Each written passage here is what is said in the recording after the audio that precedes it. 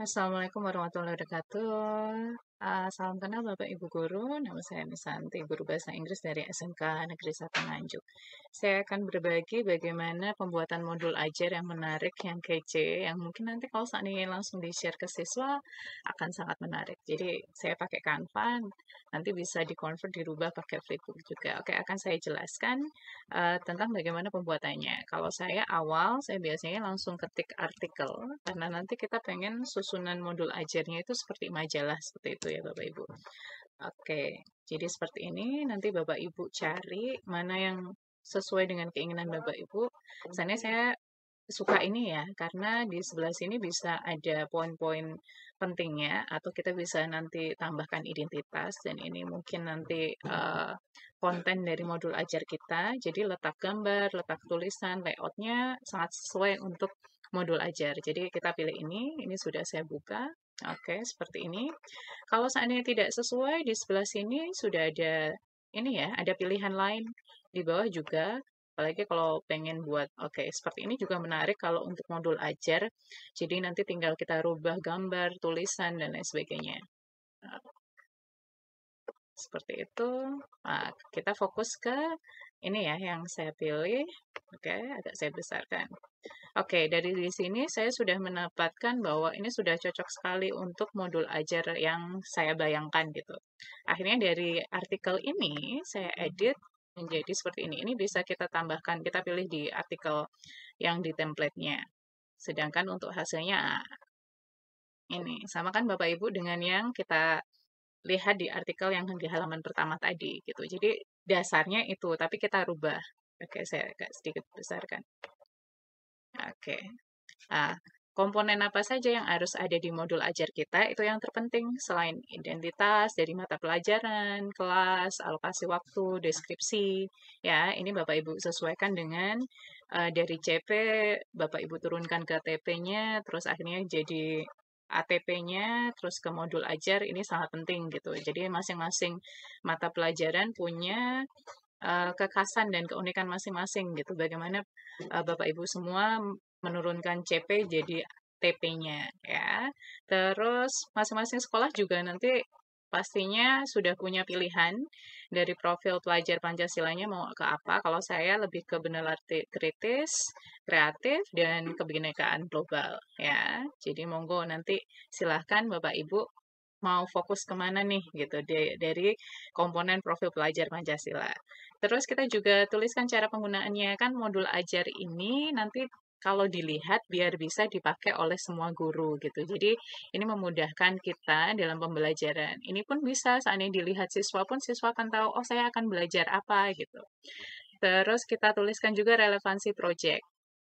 Ya, terus ada sarana prasarana apa saja yang kita butuhkan dari komputer, laptop, koneksi internet, terus atau kita punya akun belajar.id itu bisa kita pakai ya. Terus di sini saya fokuskan ini ya Bapak Ibu setelah pandemi saya tipe guru yang tidak ingin meninggalkan apa ya, kita sudah belajar teknologi. Jadi sangat disayangkan kalau kita meninggalkan penggunaan teknologinya. Boleh sih siswa beberapa bilang, kita kangen pakai buku lagi, pakai BKS atau LKS lagi. Tapi menurut saya, pembelajaran hybrid atau blended learning itu tetap dibutuhkan. Karena kita sudah selama 2 tahun sudah dididik seperti itu, masa mundur lagi gitu kan? Tetap harus kita hadirkan. Lanjut di halaman selanjutnya, nah, bisa dibentuk seperti ini Bapak Ibu. Jadi Bapak Ibu tuliskan tentang capaian pembelajarannya dan tujuan pembelajarannya. Jadi kita masing-masing kan beda. Ini contohnya saya bahasa Inggris di teks prosedur. Agar lebih simpel, saya baginya jadi 4. Jadi dalam setiap pembelajaran saya nanti ada introduction, ada let's learn, ya. Terus let's practice sama let's write. Atau sebenarnya let's make something atau let's speak boleh sih, nggak harus let's write. Begitu juga kalau seandainya di matematika atau di mapel lain, ya. Jadi ada pendahuluan, ada materi atau apa yang harus dibaca atau yang dipelajari siswa. Terus habis itu mereka bisa latihan, terus habis itu ada tugas proyek ya, karena kurikulum Merdeka lebih relate ke adanya tugas proyek ya Bapak Ibu. Di sini kita juga menyediakan. Ini nanti kita bisa hyperlinkkan, kita linkkan ke bahan materi kita. Jadi ada slide, ini ada PowerPoint, ada PDF, atau bentuk video. Jadi ketika siswa atau guru lain mengeklik link ini, nanti akan bisa mengarah ke bahan ajar yang kita sudah siapkan. Di sini ada penjelasan apa yang akan dilakukan dengan materi ini. Lanjut ke halaman selanjutnya. Nah, kalau sudah ada tahapan proses belajarnya, kita aktivitas permainan kuis atau diskusi kolaboratif. Bapak Ibu pasti sudah pernah dengar tentang RPP diferensiasi. Nah, di situ kan kita menyediakan bagaimana siswa bisa apa ya, memilih pembelajaran yang sesuai dengan cara dia belajar gitu, atau kita menyesuaikan dengan kesulitan dan tingkat kecepatan siswa dalam mengerjakan soal. Tapi kita juga harus tahu nih tentang bagaimana mereka memahami pembelajaran kita. Kita bisa ajak siswa dengan brainstorming sederhana tentang teks prosedur dengan Mentimeter. Atau Bapak Ibu suka pakai SurveyMonkey atau lebih suka pakai Jamboard, itu silahkan gitu. Jadi bebas. Terus untuk penugasan kita bagi, silahkan mau individu atau kelompok. Ini pengenalan tugasnya, terus tugasnya apa? Jadi kita pakai di sini saya pakai dokumen. Nanti bisa ibaratnya ini lembar kerja siswa. Jadi tidak melulu harus online gitu. Jadi kita menyiapkan yang bentuk berkas gitu.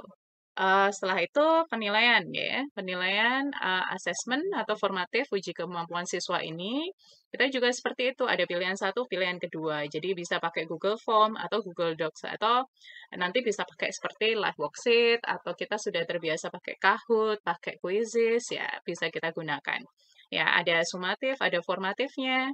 Ya ini yang formatif dan yang ini yang sumatif ya Bapak Ibu. Oke.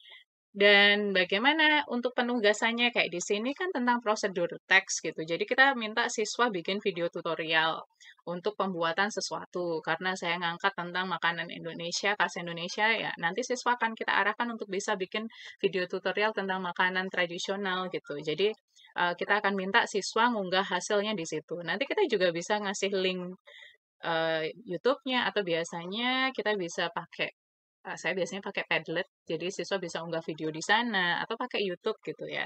Jadi kita punya YouTube khusus atau YouTube guru di mana nanti siswa akan ngupload tugas di situ gitu kan.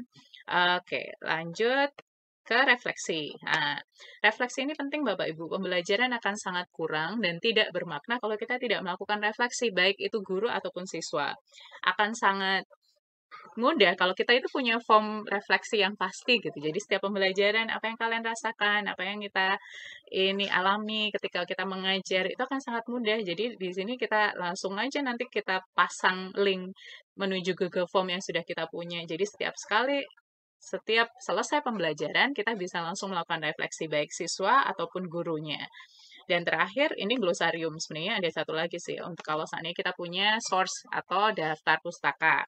Jadi, modul ajar ini, kalau beberapa modul ajar lain yang saya lihat, itu lebih materi dan, apa ya Bapak Ibu, lembar kerja siswanya itu dicantumkan. Kalau saya lebih suka, kenapa nggak kita linkkan gitu. Karena saya ingin kita jadi paperless generation ya, kita jadi generasi yang tidak konsumtif terhadap kertas, yang bisa menyelamatkan bumi kita, apalagi kalau kita sudah melek teknologi, akan ada pengecualian untuk teman-teman atau di daerah yang memang harus pakai kertas, silahkan monggo gitu. Tapi untuk kita yang sudah paham dan melek teknologi akan sangat baiknya kalau kita udah pakai semuanya serba paperless ya atau pakai soft file ya. Jadi seperti ini Bapak Ibu tidak susah. Oh ya, untuk tabel ya Bapak Ibu. Tabel ini saya buat dari garis seperti ini ya. Jadi karena di Canva tidak ada tabel, jadi kita harus inilah ya eh apa ibaratnya kita harus berpikir kreatif gimana agar bisa membuat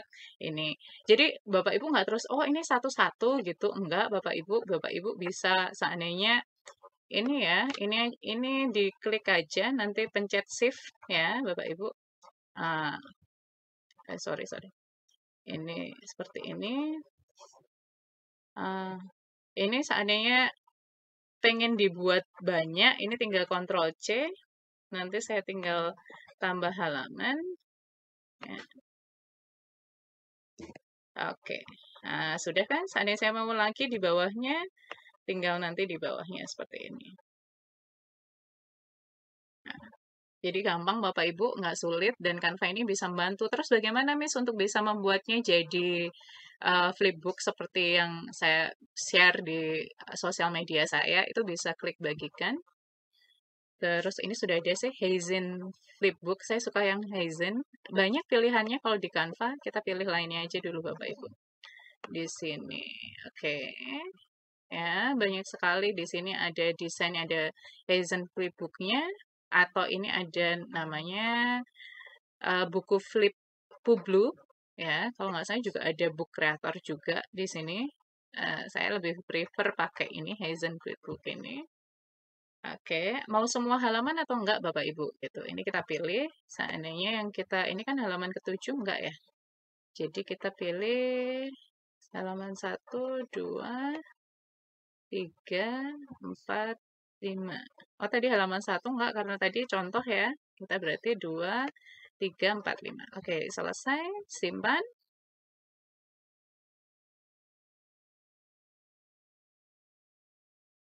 Oke, jadi yang saya belum terbiasa nih, Miss, pakai Canva, nggak apa-apa, pelan-pelan. Canva itu hampir sama kayak PowerPoint, Bapak Ibu. Jadi kita tinggal search aja template-nya apa gitu. Oh, ini sudah ya.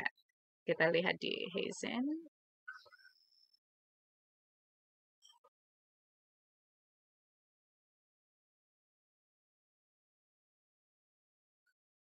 Oke, kita sudah dapat Bapak Ibu. Nah, ya kan? Oke, ya.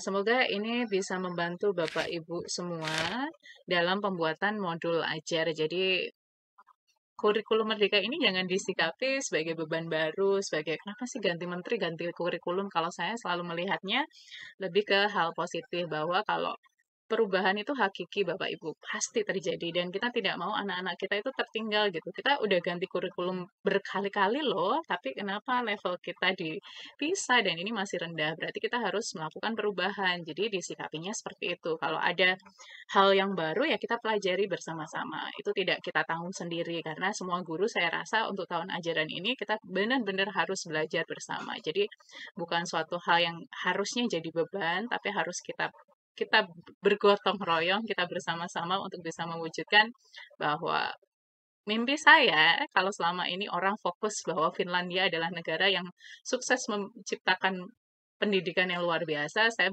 punya mimpi, saya bercita-cita bahwa suatu hari Finlandia yang akan belajar tentang bagaimana pendidikan gitu di Indonesia gitu. Jadi tidak hanya Finlandia tapi negara-negara lain akan belajar bagaimana pendidikan, bagaimana kita mendidik anak, bagaimana kita membangun karakter bangsa. Dari sinilah mimpi sederhana itu harus kita mulai dengan membuat pembelajaran yang menyenangkan, interaktif, dan bermakna. Terima kasih Bapak Ibu sudah menyimak penjelasan tutorial pembuatan modul ajar. Semangat memerdekakan anak bangsa dan semangat membuat perubahan. Terima kasih. Assalamualaikum warahmatullahi wabarakatuh.